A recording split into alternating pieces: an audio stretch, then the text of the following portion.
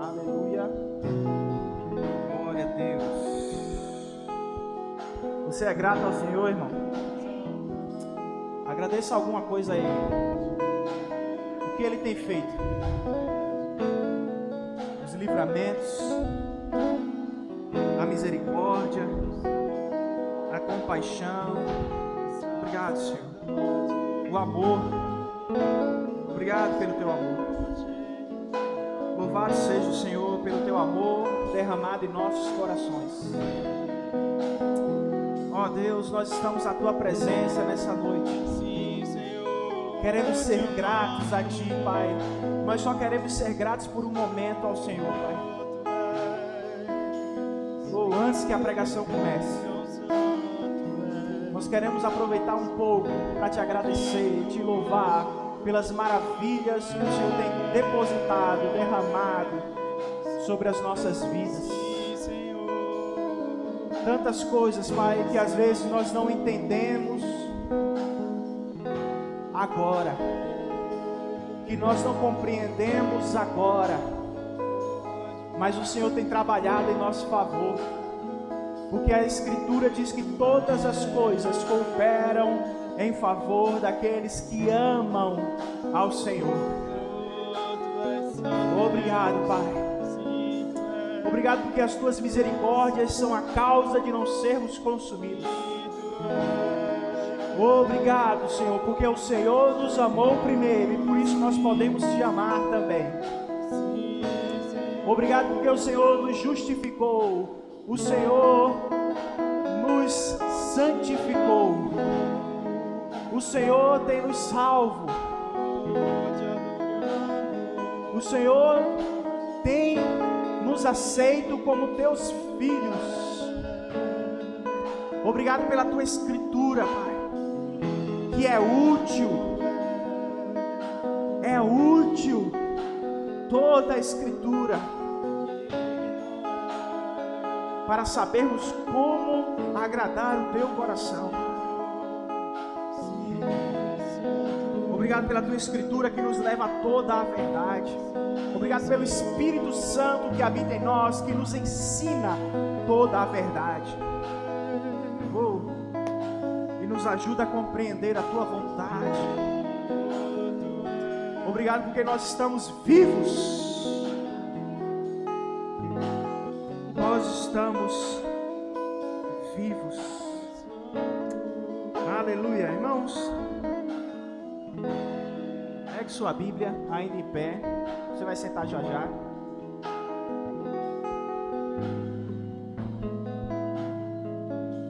Aleluia. Fica só aquela trilha sonora suavezinha.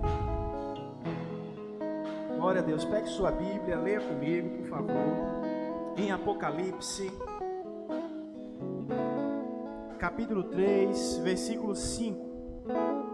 Eu estou lendo na versão NAA, Nova Almeida Atualizada, NAA. Apocalipse 3:5, você chegou lá, está escrito o seguinte: o vencedor será assim vestido de branco, e de modo nenhum apagarei o seu nome do livro da vida.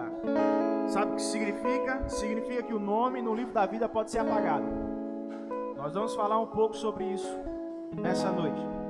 Pelo contrário, eu confessarei o seu nome diante de meu Pai e diante dos seus anjos.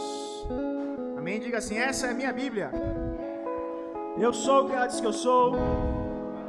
Posso o que ela diz que eu posso. Tenho o que ela diz que eu tenho. Nessa noite serei ensinado pela palavra de Deus. E corajosamente eu declaro que a minha mente está alerta, meu coração está receptivo, e eu nunca mais serei o mesmo. Em nome de Jesus. Amém. Você pode sentar. Glória a Deus. Obrigado, louvor. Irmãos, nesse mês de fevereiro, o tema proposto para nós estarmos trabalhando, está bastante eco ou está normal aí para vocês? Um pouquinho, né? Nós estaremos trabalhando um tema que é muito precioso e fundamental para a vida cristã, irmão, que é santidade. Amém? Então nós ouviremos bastante sobre santidade. Isso vai ser muito bom para a gente. Vai ser muito bom. Irmãos, então hoje eu gostaria de colocar o seguinte tema. Aliás, o seguinte título para esse tema, que é vestes brancas de santidade. Por isso que eu escolhi esse versículo em Apocalipse capítulo 3, versículo 5. Amém? Glória a Deus. Esse texto, irmãos, ele foi escrito para uma das 7 igrejas da Ásia, uma das 7 igrejas do Apocalipse, que no caso foi Sardes. Amém? E para cada uma dessas igrejas, Cristo, através do apóstolo João, vai fazer uma promessa. E a promessa que foi feita para Sardes, mas que serve para toda a igreja de Cristo, é que haverá um tempo em que o Senhor nos dará vestes de santidade, vestes brancas. Amém? E essa cor branca aqui, destacada, é justamente isso, é pureza, é santidade. É sobre esse tema que o Cristo está falando. Irmãos, eu gostaria que você fosse lá no Antigo Testamento, e aí você pode abrir numa parte que você goste muito. Não, brincadeira, você vai lá no capítulo 30. Eu aprendi essa piadinha. Capítulo 30, tá? Glória a Deus. No versículo 20. Êxodo. Falei não? Glória a Deus.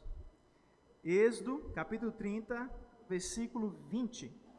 Só para contextualizar aqui a vocês, o povo de Israel já saiu do Egito a essa altura, e agora Deus está passando algumas instruções para Moisés e para Arão e para o restante do povo de Israel. Isso aí vai continuar até o livro de Levítico, e depois ele ainda vai trazer novas instruções. Mas no versículo 20, irmãos, Deus está tratando especificamente a respeito do sacerdócio de Arão. E no versículo 20 diante está escrito o seguinte: quando entrarem na tenda do encontro, eles, Arão e seus descendentes, se lavarão com água para que não morram. Só segura um pouco aí. Lavar com água, como assim? Porque lá no tabernáculo, aqui a gente não tinha o templo ainda de Salomão, amém? Nós tínhamos o tabernáculo.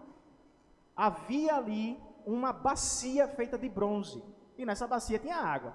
E Arão e os seus filhos, da tribo de Levi, certo? Os levitas, eles eram os sacerdotes. E antes de ir para o local santíssimo, antes de ir na presença manifesta de Deus, eles precisavam se purificar com água. Eles tomavam banho, eles lavavam a roupa deles, não necessariamente tudo isso com a bacia, certo? Mas antes, eles tinham que tomar banho, eles tinham que se lavar completamente.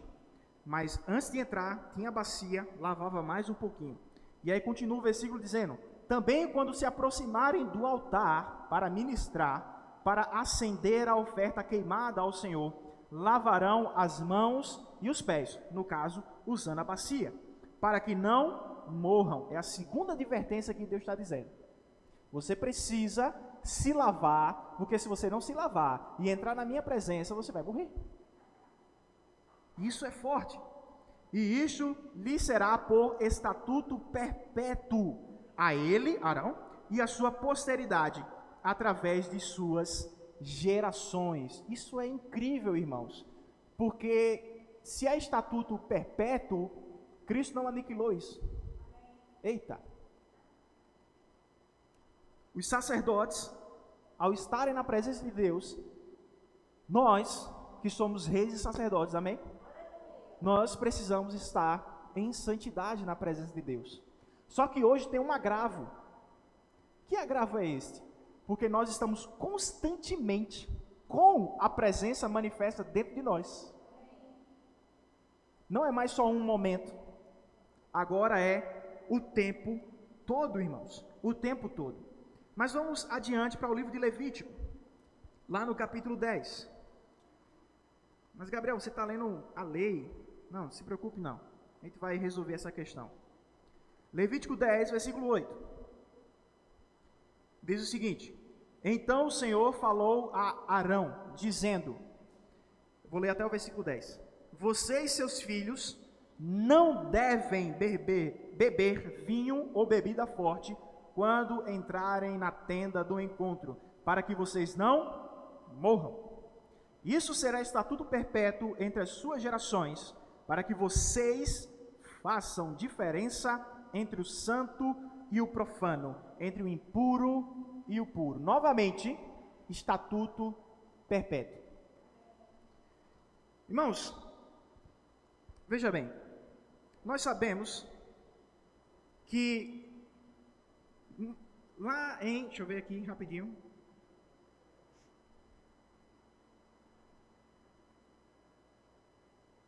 acho que eu não anotei a referência, mas você sabe que em Cristo a lei findou, amém? O fim da lei é Cristo, Romanos 10, versículo 4. Porque o fim da lei é Cristo, para a justiça de todo aquele que crê, amém? Que lei é essa? Aqui a gente tem que abrir uma ressalva e entender de que lei ele está falando. Ele está falando da lei de Moisés, a lei que a gente acabou de ler. A lei de Moisés, ela encontra a sua finalidade em Cristo Jesus. Cristo é o fim da lei. Mas o que significa isso? Primeira coisa, irmãos, eu e você, nós não estamos sem lei. 1 Coríntios, capítulo 9, versículo 21, está escrito o seguinte: aos sem lei, me fiz como se eu mesmo o fosse, ou seja, como se eu também fosse sem lei.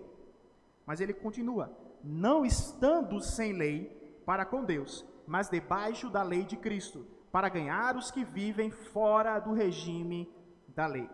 Hebreus 7, versículo 12 diz, pois quando se muda o sacerdócio, necessariamente muda também a lei. Então, atenção, nós não estamos sem lei, mas mudou o sacerdócio. Agora nós não estamos debaixo do sacerdócio de Arão, mas estamos debaixo do sacerdócio perpétuo de Cristo, segundo a ordem de Melquisedeque. É isso que vai tratar no capítulo 7 de Hebreus. E quando muda o sacerdócio, muda a lei, mas ainda existe lei. Então nós seguimos a lei de Cristo, a lei de Deus, a lei do Espírito de vida, a lei da fé, a lei do amor, os mandamentos que foram deixados por Cristo e os seus apóstolos. Isso tudo é lei para a gente, irmão. Quando a Bíblia fala que eu e você, nós não podemos odiar o nosso inimigo, mas devemos amá-lo, devemos orar por ele, isso é lei. Isso não é um conselho que Jesus está dando. Ele espera que nós hajamos assim, vivamos desta maneira. Amém? Então essa é a primeira ressalva.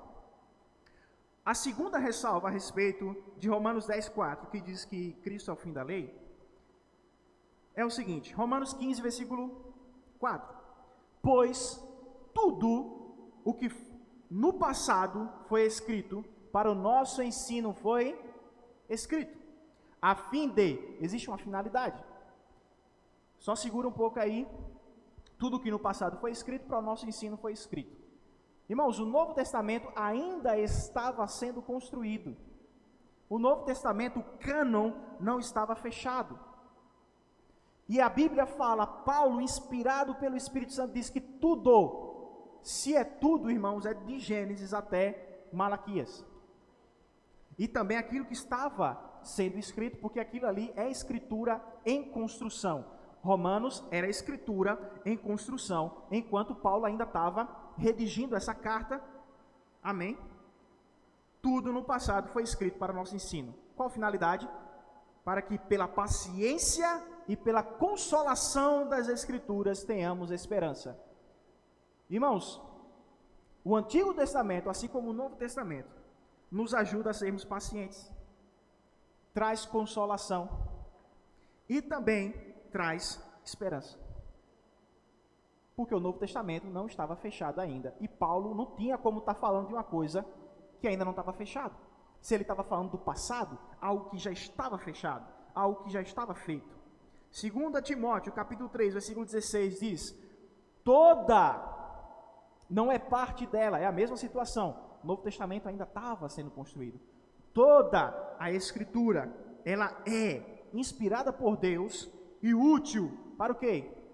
o Antigo Testamento também, junto com o Novo Testamento, serve, é útil para ensinar, para repreender, para corrigir, para educar na justiça, a fim de que o servo de Deus seja perfeito e perfeitamente habilitado para toda boa obra. Irmãos, se eu e você, nós não seguimos mais a lei de Moisés, então de que modo o Antigo Testamento ainda nos serve?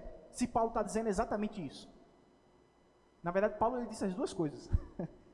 O fim da lei de Moisés é Cristo, mas ao mesmo tempo tudo que foi escrito é útil ainda. Porque existem princípios, histórias, ensinamentos no Antigo Testamento que valem para hoje, irmão. Ou a gente vai jogar fora Provérbios, que a gente gosta tanto. Não vai. Eclesiastes. A criação do mundo só está narrada no Antigo Testamento, irmão. Tintim por tintim, só no Antigo Testamento. No Novo Testamento a gente não tem, não. E tudo isso é útil para nós. Agora, irmãos, que tipo de princípio nós podemos retirar dessas passagens que nós lemos? Deixa eu dar um exemplo antes de entrar nisso. Lá no Antigo Testamento, o livro de Levítico vai falar que as pessoas de Israel, elas não poderiam vestir uma roupa que tivesse dois tipos de tecido. Você já leu sobre isso ou já ouviu falar? Então, não tinha esse negócio de poliéster junto com algodão. Não tinha esse negócio, 100% algodão. 100% não tinha poliéster, eu acho, né? Mas, enfim. 100% algodão, não podia misturar. Irmãos, existe um princípio por trás disso. Eu e você, nós não estamos pecando porque a gente usa hoje uma roupa que tem 2, 3, 4, 5 mil tecidos. E tem roupa que tem 5 tecidos diferentes, né? Que eu já vi. Mas existe um princípio aí. O quê? Não misturar coisas que são diferentes. A Bíblia no Novo Testamento traz o mesmo princípio. Luz e trevas não se misturam, irmão. Luz e trevas não se misturam. Aquilo que não é para nós não podemos nos misturar com isso. E está misturado mesmo. Está em comunhão com aquilo ali. Paulo ele vai falar, nós não podemos participar da mesa do Senhor e da mesa do diabo, dos demônios. Não podemos. Porque são coisas antagônicas, são coisas diferentes, não pode misturar.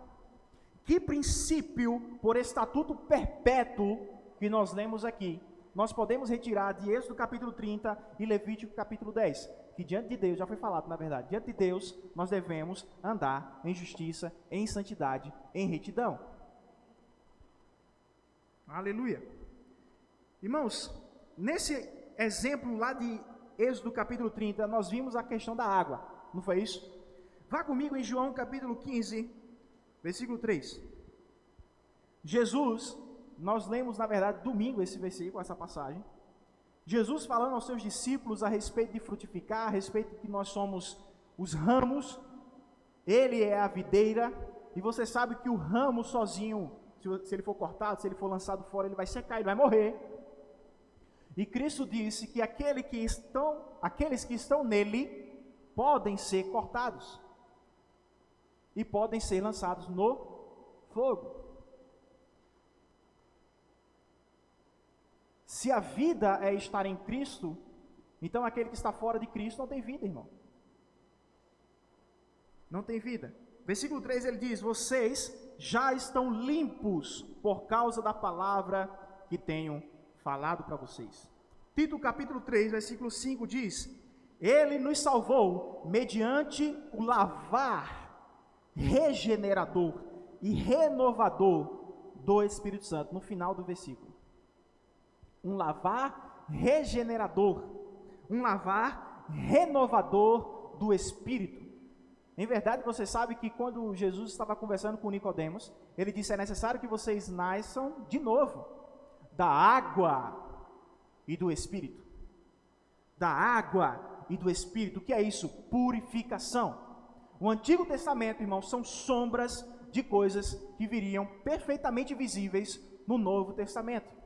Nada no Antigo Testamento foi por acaso. É por isso que nós aprendemos com os princípios, apesar de que aqui na igreja a gente não vai botar uma bacia de bronze ali para você lavar a sua mão. Mas há um princípio nisso que a gente pratica, irmão. Que diante da presença de Deus, não só aqui, mas lá fora, no trabalho, em casa, em qualquer lugar, nós devemos andar em pureza, em santidade. Em santidade. Aleluia. Irmãos, 2 Coríntios capítulo 11, versículo 3. A gente vai ler bastante passagem sobre isso, tá bom? 2 Coríntios 11, 3 diz o seguinte: simplicidade e pureza que são devidas a Cristo, no final do versículo. Há algo que é devido, é um dever que nós temos para com Cristo, simplicidade e pureza. E toda vez que você vê pureza, irmãos, é santidade, está falando de santidade, nos santificarmos, nos limparmos de toda a impureza, de toda a sujeira do pecado. Lucas 1, versículo 75, nesse contexto, Zacarias, ele recebeu a visitação do anjo Gabriel, falando a respeito da gravidez de sua esposa Isabel, que ela ia ter um filho, e o seu filho seria João, que depois ficou conhecido como João Batista. E por causa de sua incredulidade, ele ficou mudo. As pregas vocais continuaram ali, mas não funcionavam. Até que se passaram os 9 meses, o menino nasceu, e de acordo com o que o anjo tinha dito, Zacarias voltou a falar. E aí ele profetiza. Só que a profecia é muito grande, a gente só vai ver o versículo 35, tá? Onde ele fala a respeito de estarmos diante de Deus, em santidade e justiça, todos os nossos dias. E a Bíblia fala que ele foi tomado pelo Espírito Santo para lançar essa profecia. Então, todos os dias da nossa vida, irmão, não é mais somente naquele momento em que o sacerdote ia apresentar o sacrifício, mas todos os dias da nossa vida, santidade e justiça diante de Deus. Aleluia. Filipenses capítulo 4, versículo 8. Entre outras coisas que o texto vai falar, que Paulo vai falar, a respeito daquilo que nós devemos pensar, está lá escrito: tudo que é justo e tudo que é puro, um do lado do outro. Tudo que é justo, tudo que é puro, porque santidade e justiça andam junto. Não tem como eu querer dizer que eu sou santo se eu ando em injustiça, se eu ando defraudando, se eu ando mentindo, se eu ando sonegando. E eu vou contar uma novidade para vocês, viu? Que eu, esse ano, vou declarar imposto de renda.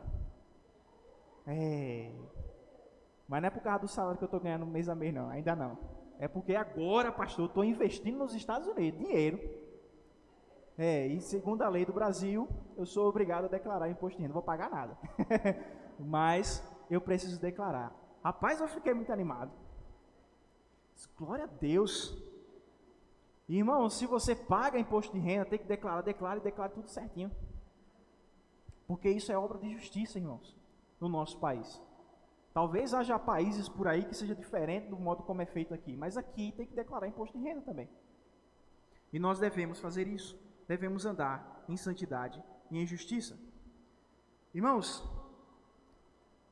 algo que eu deixei no ar e eu quero focar agora, é que a falta de santidade, irmãos, pode nos levar a não sermos mais salvos.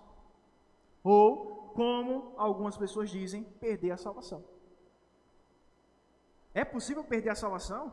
Romanos 11, versículo 22. Paulo vai escrever, isso aqui é um capítulo que a gente leu também domingo passado. Considere, pois, em primeiro lugar, a bondade, mas, em segundo lugar, considere a severidade de Deus. Aí ele vai explicar. Para os que caíram, severidade. Mas para com você, a bondade de Deus, desde que, se você permaneça na bondade. Do contrário, também você será cortado. E como eu permaneço na bondade, fazendo a vontade de Deus, estando de pé, não caindo, não me desviando, não me afastando, não vivendo deliberadamente em pecado. Vamos para Hebreus. Nós vamos ler duas passagens de 2 capítulos em Hebreus. Primeiro, capítulo 6, versículo 4 em diante, que diz o seguinte: é impossível, repita assim comigo, impossível. O que é isso? É impossível. Isso precisa ficar muito gravado na nossa mente. É impossível, pois, que aqueles que uma vez foram iluminados, provaram do dom celestial, se tornaram participantes do Espírito Santo. Irmão, nunca vi um ímpio se tornar participante do Espírito Santo, ser iluminado, se ele não virar crente. Não tem como. Provaram a boa palavra de Deus e os poderes do mundo vindouro, versículo 6, e caíram. Sim, é impossível outra vez renová-los para o arrependimento, visto que de novo estão crucificando para si o Filho de Deus e expondo à zombaria. Por quê? Quando Cristo foi exposto, quando Cristo foi motivo de zombaria? Na cruz, irmão. Você sabia que Cristo, além de todo aquele sofrimento, ele ainda estava nu na cruz? Passando vergonha ali? Pois é. Ele estava sendo motivo de chacota, motivo de zombaria, humilhação. Isaías 52, Isaías 53 vai falar sobre esse momento da crucificação. Que nele não havia formosura, nele não havia beleza, para que nós o desejássemos. Era um negócio horrendo, era um espetáculo terrível. Eu acredito que a pessoa que teve maior facilidade foi a própria mãe dele, porque mãe é mãe, né? De continuar olhando para ele. Mas muitas pessoas, a Bíblia fala, a profecia diz, pasmaram. A profecia de Isaías diz, pasmaram a vista dele. Então muita gente virou o rosto, estava feio, estava desfigurado, estava um negócio que não era normal, por causa do sofrimento. E as pessoas, quando elas caem, e aqui a gente vai explicar o que é cair, tenha calma. Quando elas caem, o crente caiu, acabou. Capítulo 6 de Hebreus. É como se novamente estivesse colocando Cristo na cruz. Por quê? Porque se ele foi para a cruz por causa do pecado, então quer dizer que esse cair é uma vida de pecado. Agora, se eu perguntar a vocês, se você andar de bicicleta, quem é que sabe andar de bicicleta? Irmãos, se você está andando de bicicleta, você pega uma reta aqui, vamos pegar ali, Estrada Nova, que é bem grande. Pega uma reta. Aí você pedala ali normal, certo? Pedala, pedala, pedala. Se você parar de pedalar, o que é que vai acontecer com você? Vai o quê? Quem sabe dizer? Não. Vai cair, irmão? Sabe andar de bicicleta, não, irmão? Presta atenção. Se você está andando de bicicleta aqui, eu parei de pedalar. A bicicleta continua. Agora, se eu não voltar a pedalar, só tem duas coisas que acontecem. Ou eu vou parar e botar o pé ali, ou eu vou cair. Irmãos, pessoas, quando elas se desviam, automaticamente ela não está no inferno, não. É preciso que a gente entenda isso. Que a misericórdia de Deus e a obra da salvação é muito maior. Agora ela está correndo um risco. Porque ela não tem como garantir o destino final dela. Você está entendendo? A Bíblia em Hebreus capítulo 6 fala de algo que é impossível ser renovado. Uma vez perdido, é impossível renovar. Mas quando uma pessoa ela se desvia e ela volta para os caminhos do Senhor, ela renovou ou não renovou? Então não é o mesmo cair que está falando aqui em Hebreus 6. Ele caiu. Está pecando, está entristecendo o coração de Deus, não está considerando a bondade, nem a severidade de Deus, não está considerando o sacrifício de Cristo. Mas se ela conseguiu voltar, é porque ainda tinha tempo. Você entende isso? Ainda tinha tempo. Vai lá em Hebreus capítulo 10. O que acontece então se ela não voltar, se ela não se arrepender, se ela não voltar a praticar a justiça e a santidade? Versículo 26 de Hebreus 10. Porque se continuarmos a pecar de propósito, uma vida de pecado.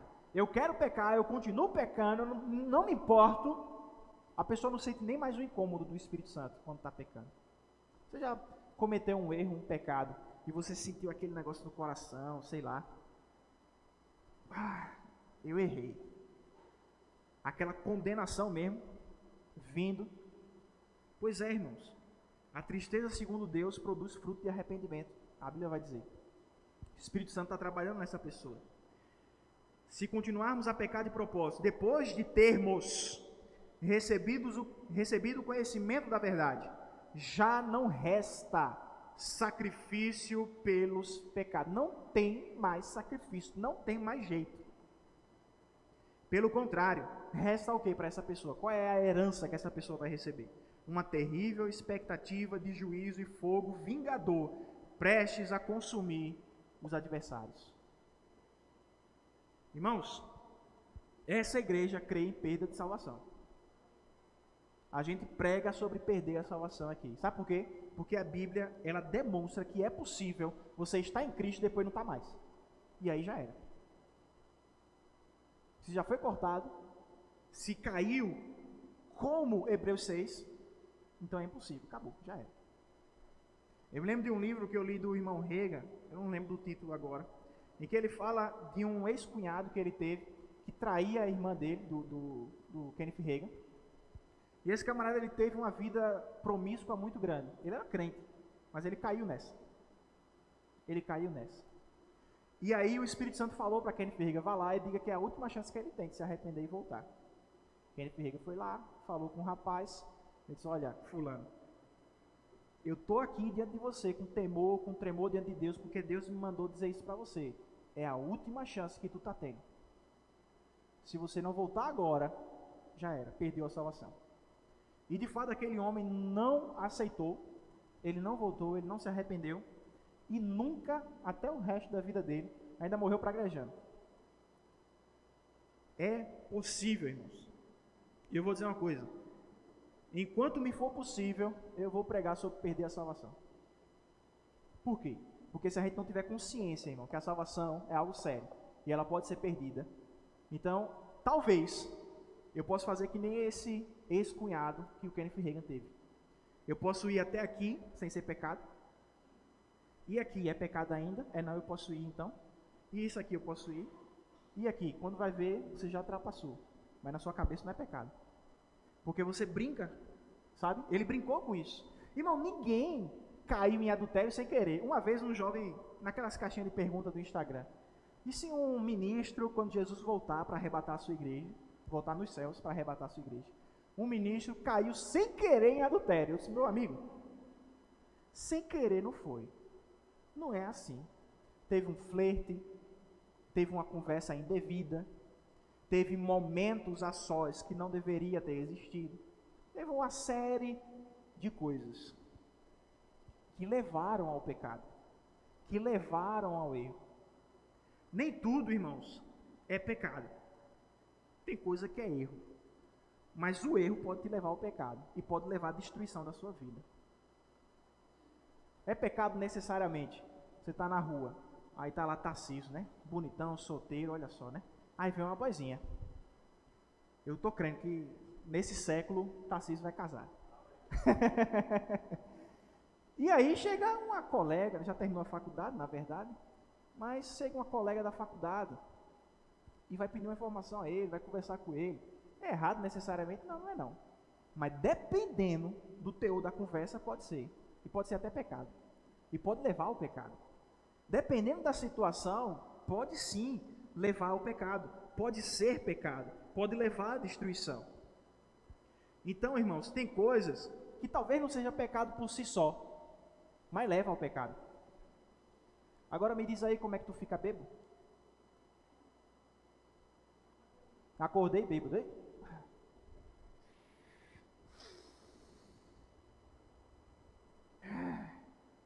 Ninguém acorda bêbado não, irmão. Me embebedei dormindo. Isso não existe. Tudo começa com o quê? Até aqui não é pecado não, né? Então eu posso tomar um golinho, né? Até aqui eu posso também, né? E aqui, eu posso ir? Quantas taças eu posso tomar de vinho? Sem ser pecado.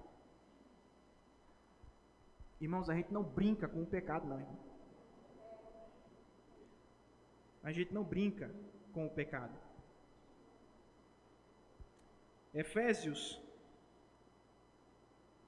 capítulo 1, versículo 4, diz o seguinte: antes da fundação do mundo, Deus nos escolheu nele, em Cristo, para sermos santos e irrepreensíveis diante dele. Gálatas capítulo 5, versículo 21, ele vai falar a respeito das obras da carne. E sabe o que é uma das obras da carne? Bebedice. Bebedice é uma obra da carne. Bebedice não é só se embriagar. Bebedice é estar atrás também da bebida.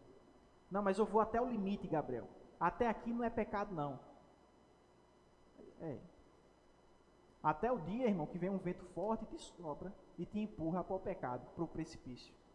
Teve um rapaz que eu conheci, que ele começou com essas ondas. Não, porque não é errado, não é pecado. A Bíblia não fala esclarecidamente, escancaradamente, não beba. Não tome um golinho, porque já é pecado, já pecou e já está condenado. Já desagradou o coração de Deus. De fato, não tem. Eu não estou sendo hipócrita aqui para você e dizer que vai ter, não tem. Mas a Bíblia tem uma série de advertências para você não beber. Provérbios capítulo 29 diz: não olhe para o vinho quando ele se mostra vermelho e escoa pelo copo, porque no final ele pica como um basilisco, morde como uma cobra. Nem olhe. Você lembra do que a gente leu lá em Levítico capítulo 10? Havia um princípio de pureza que impedia até mesmo o sacerdote estar diante da presença de Deus se ele tivesse tomado um golinho. Ele não diz, não esteja diante de mim embriagado. Ele diz, se você beber, não entre, vai morrer. E isso é um princípio de pureza, irmão. Porque nós não fugimos apenas do mal, mas da aparência do mal também. Não fugimos do pecado, mas aquilo que nos leva ao pecado, potencialmente, eu e você, a gente tem que se resguardar disso, irmão. A gente tem que se resguardar. E a embriaguez é pecado. Gálatas capítulo 5, versículo 21, diz que os beberrões, bebedices, aliás, assim como glutonarias e tantas outras coisas ali que ele vai listar como obras da carne, quem cai naquilo ali, quem vive uma vida daquela, como Hebreus capítulo 10 diz, não vai herdar o reino de Deus. Ponto e acabou. Não vai herdar o reino de Deus. Porque diante de Deus tem que estar em pureza. Ah, Gabriel, então eu vou parar de comer, porque glutonaria é pecado, né? Não. Se tu deixar de tomar, ninguém aqui toma, eu acredito. Mas se eu tomasse, e eu parasse de tomar vinho, eu não tomo, certo? Mas se eu tomasse e parasse de tomar vinho, eu não ia morrer, não.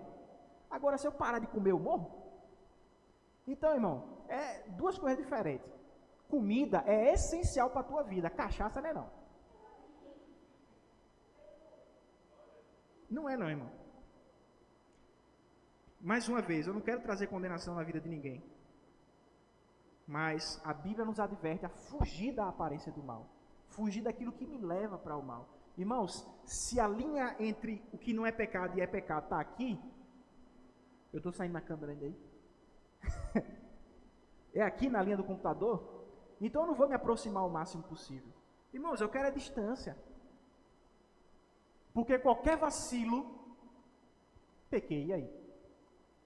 Qualquer vacilo eu pequei, irmão.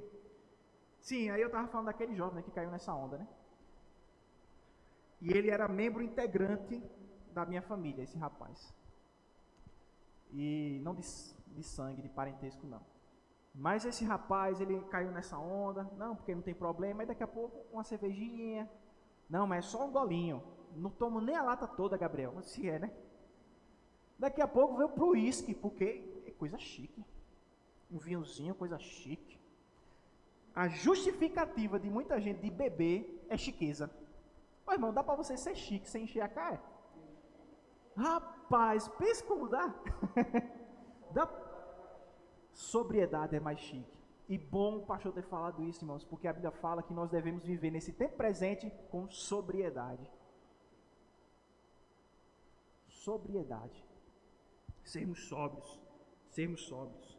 Eu não vou me aprofundar muito nesse tempo, porque são muitos versículos ainda para discorrer a respeito desse assunto, né, de beber e tal, enfim. Mas aí esse rapaz, um dia, ele se viu desesperado. Ficou triste, acabou o namoro com minha irmã. Acabou noivado com a minha irmã, graças a Deus. E aí esse cara chegou lá em casa. Irmão, coisa ruim a gente tem que dar glória a Deus mesmo quando vai embora. Ele chegou lá em casa, triste, desesperado.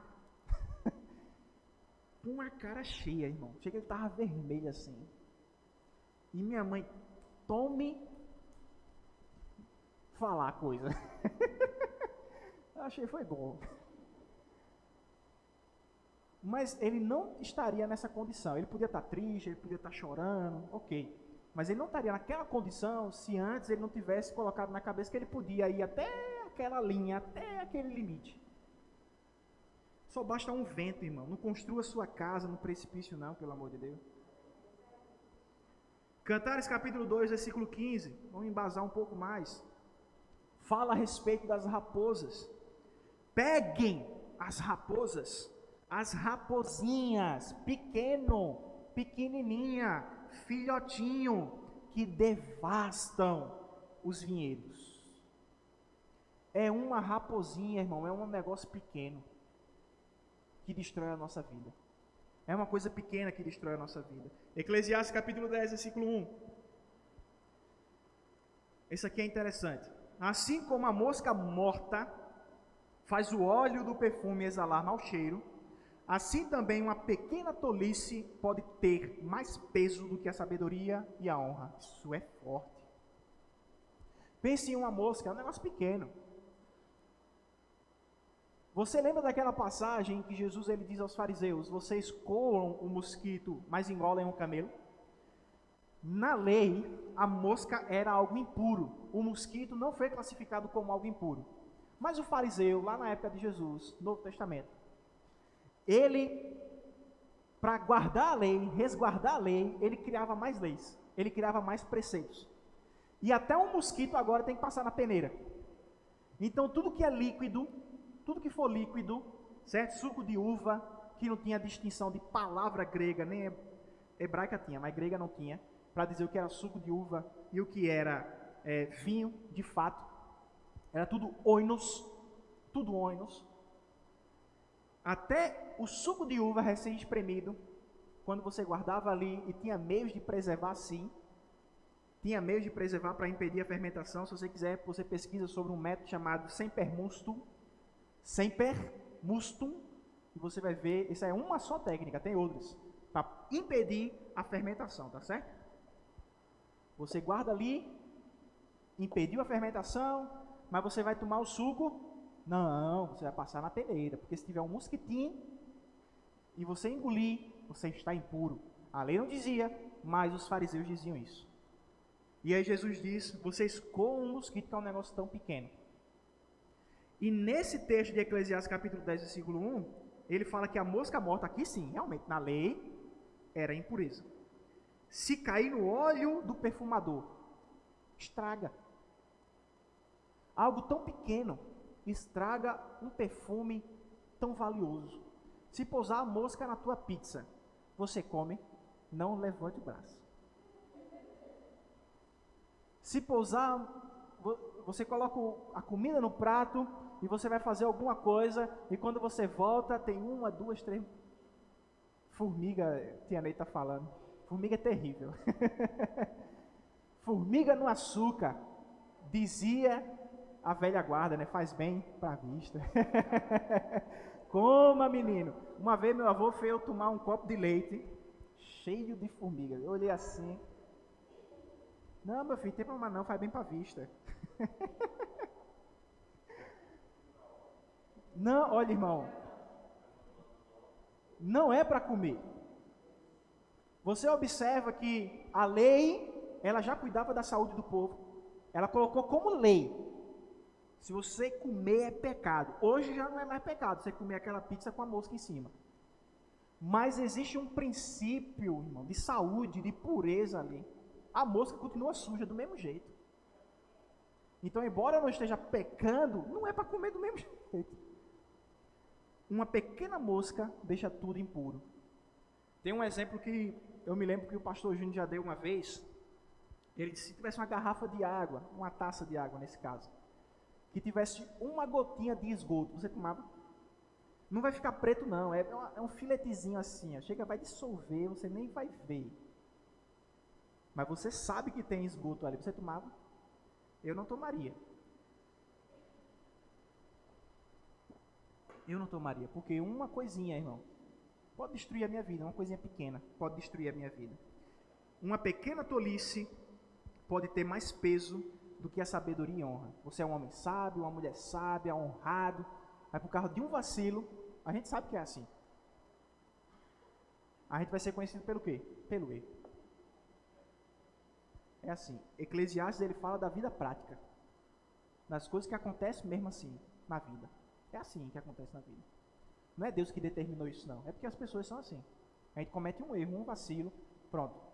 Fulano é o doido da cidade, fulano é o promíscuo da igreja, fulano é o mentiroso da família. E assim vai, um vacilo, um erro. Irmãos, pequenas coisas, ainda que por si só não seja pecado, mas eu e você devemos extrair da nossa vida. Não vá até o limite da linha entre pecado e santidade. Fique longe. Quanto mais longe, mais santo. Pronto. Santidade, irmão. Santidade. Agora, no começo da pregação, a gente já está caminhando para o final. Eu falei a respeito de vestes. Vestes brancas de santidade. Vá comigo no Salmo 132, versículo 16.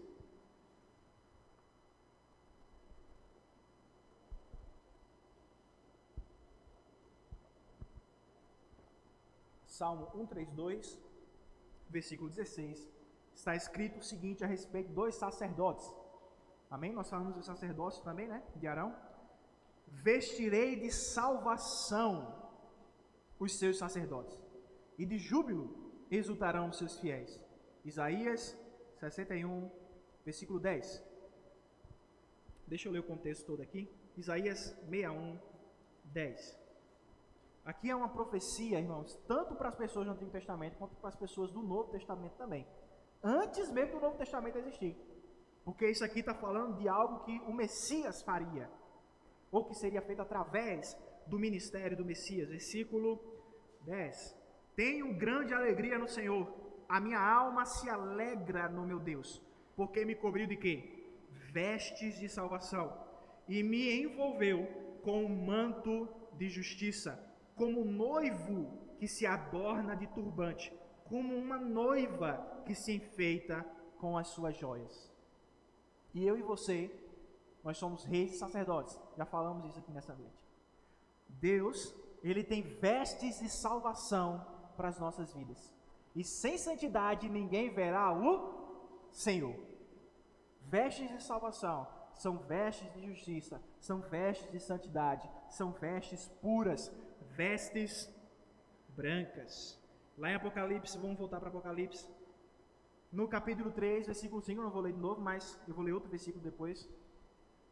Em Apocalipse 3, mas no versículo 5 você lembra que nós vimos a promessa para a igreja de Sardes: eu vou dar vestes brancas para você, não é assim? E para a igreja de Filadélfia, no versículo 18, Apocalipse 3, versículo 18: aconselho que você compre de mim ouro refinado pelo fogo, para que você seja de fato rico. Compre o quê? Vestes brancas para se vestir, a fim de que a vergonha de sua nudez não fique evidente. E também colírio para ungir os olhos, a fim de que você possa ver. E Laodiceia era uma cidade muito pervertida. E a igreja estava sendo contaminada por causa disso. Irmãos, tem entrado na igreja do Senhor muita perversão intelectual, moral, espiritual. Infelizmente, estou falando da igreja aqui local não, né? Estou falando da igreja do Senhor, a igreja universal do Senhor. Tem entrado muita coisa ruim. Tem entrado muita coisa errada. Estava vendo hoje, mandaram para mim um Reels do Instagram, né? Eu chamava de Hells, não é Reels. Hells é inferno, né? Hell é inferno, né? Aí eu pensava que era Hells a pronúncia. E aí mandou Reels, e era do André Valadão. E alguém perguntou a ele: eu sou crente, voto em fulano de tal, sou comunista e pró-aborto, não estou pecado, minha consciência não está em condenação. E aí o pastor André Valadão disse: rapaz, eu tenho certeza que tu não é crente não. Irmão, tem movimento evangélico pró-aborto. Eu já vi cartazes, mulheres evangélicas pró-aborto. É um satanás, meu filho. Mulheres satanistas devia trocar, tá assim. Espírito engano. Tá errado isso aí, irmão. Isso aí tá errado. Agora um ovo de tartaruga você não pode fazer nada. Eu estou dizendo para você fazer não. Mas é 2 pesos, 2 medidas, irmão. A vida humana vale mais. É para fazer maltrato. Eu adoro animalzinho, irmão. Já tive um bocado. Já tive caranguejo em casa. Você não teve um caranguejo sendo criado em casa. Sebastião é o nome dele.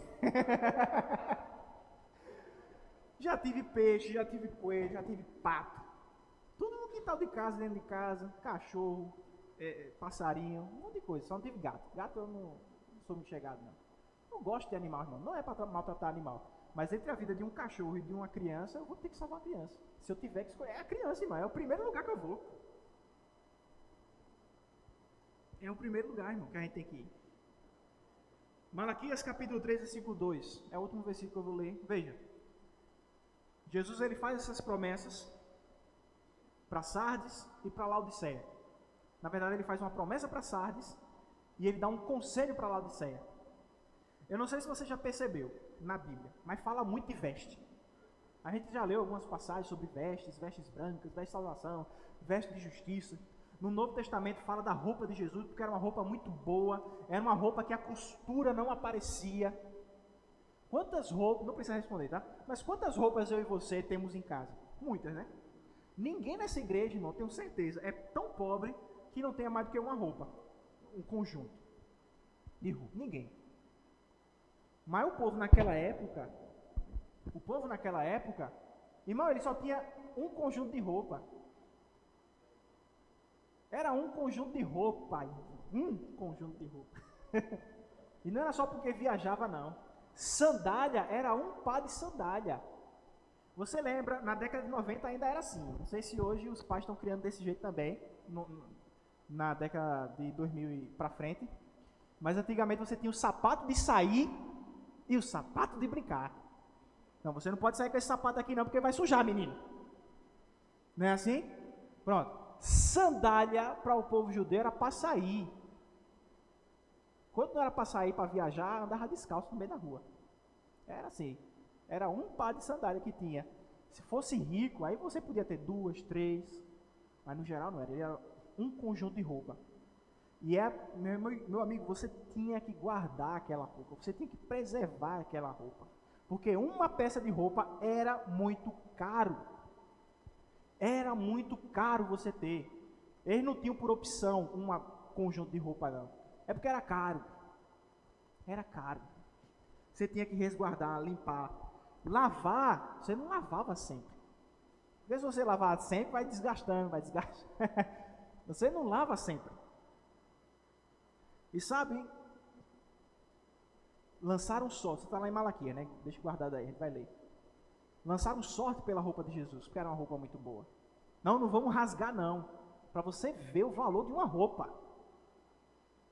Não vamos lançar sorte, rasgar não, vamos lançar sorte para ver com quem vai ficar, o soldado que vai ficar com essa peça de roupa.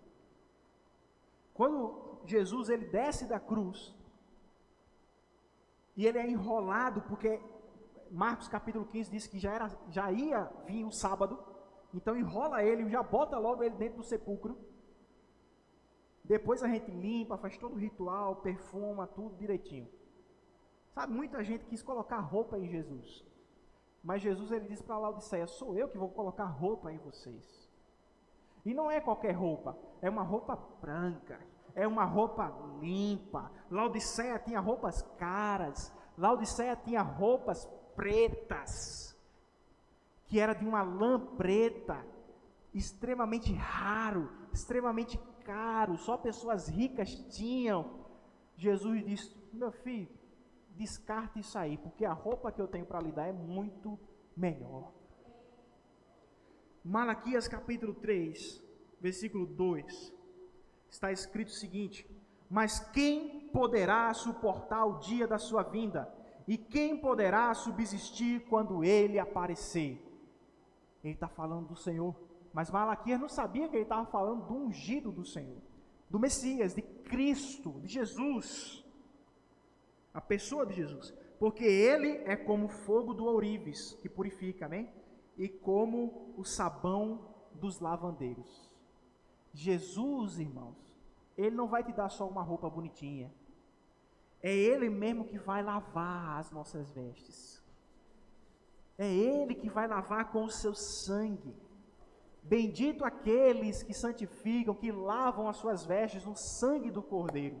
O livro do Apocalipse vai dizer. Não vai ficar vermelho por causa do sangue. Vai ficar puro, santificado. Irmãos, que nessa noite fique essa reflexão. Isso é só o primeiro culto sobre esse tema. A gente vai ouvir muito mais, vamos ser abençoados, amém?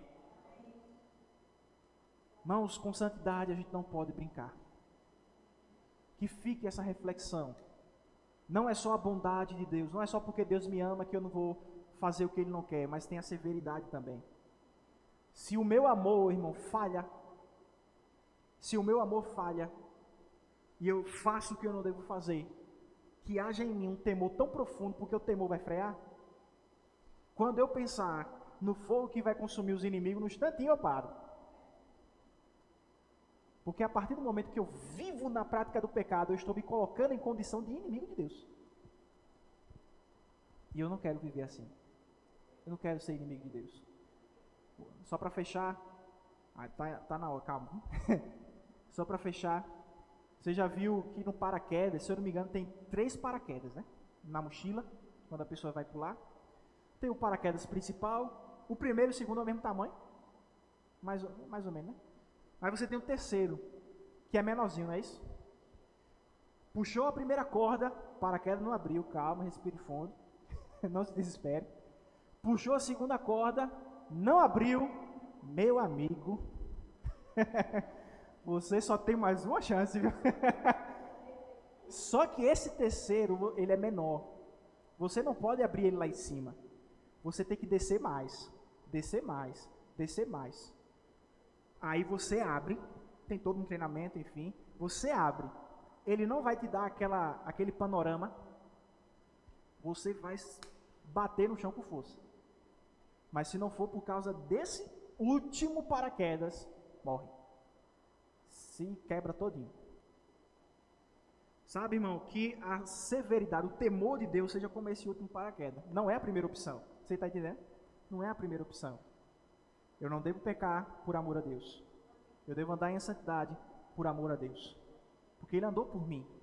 Eu devo andar por Ele. Mas se isso falhar na minha vida, porque eu sou falho, irmão. Então que eu lembre da severidade de Deus. Que eu lembre do temor de Deus. O princípio da sabedoria é o temor a Deus. Então que a gente viva uma vida de santidade, irmãos. Eu vou orar agora. O pastor vai falar alguma coisa? Vou encerrar, mas eu quero orar com você pela nossa igreja. Amém? Pai, em nome de Jesus, Senhor, eu oro, junto com os meus irmãos em concordância, que a santidade nessa igreja, que a santidade em cada membro dessa igreja, seja uma das nossas principais marcas, Pai. Que essa igreja seja conhecida como uma igreja que ama o Senhor, ama a sua palavra, uma igreja alegre, uma igreja unida, mas uma igreja que anda em santidade e no temor do Senhor. Uma igreja que entende que não é porque nós somos salvos pela graça que agora vamos viver de todo jeito. Porque há consequências para aqueles que vivem, querem viver de todo jeito. Que nós não vivamos por medo, de jeito nenhum, mas que o temor do Senhor seja aquele freio final na hora de nós pecarmos. Espírito Santo, nos constranja sempre que for necessário, Espírito Santo, para que nós não venhamos a pecar, para que nós não venhamos a nos colocar no lugar de risco, para que nós estejamos sempre num lugar que agrada a Deus. Em nome de Jesus, Pai.